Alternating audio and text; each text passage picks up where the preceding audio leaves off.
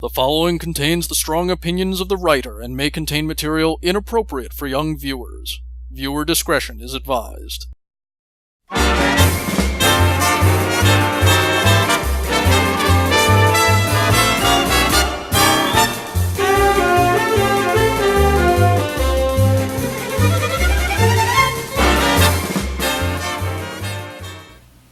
Hello, and welcome to MyWorld.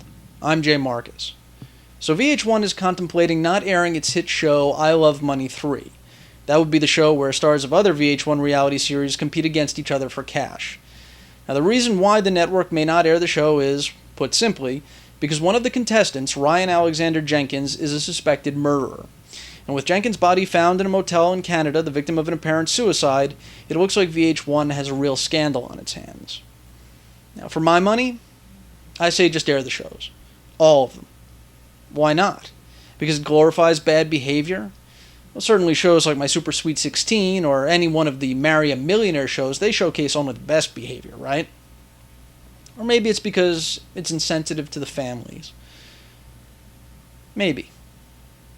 Though I would say that none of the scandal has any bearing on these shows themselves. Not to mention, well, what's more real than all this reality?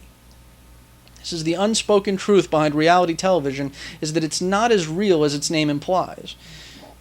If it were, there wouldn't be background checks or censoring. There wouldn't need to be. After all, it's reality. And reality is neither checked nor censored. It's what it is.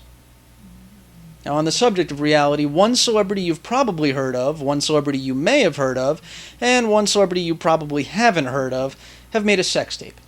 You can find it all on Gawker.com. One of these days, we're going to stop caring about sex tapes. Most likely that day will come when we stop to realize that all adults have sex.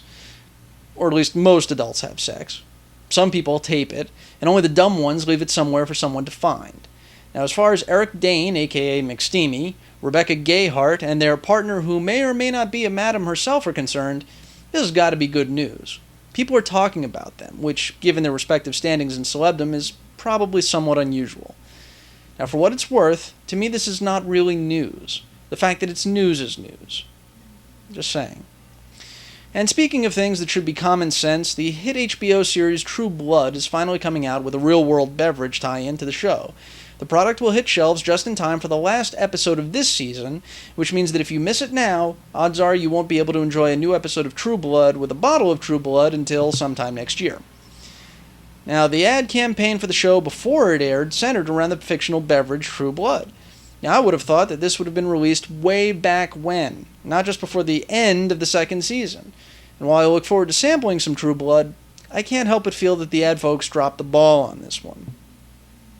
Just saying. But that's been the view you can sink your teeth into from MyWorld. Hope to see you again next time. Thanks for stopping by.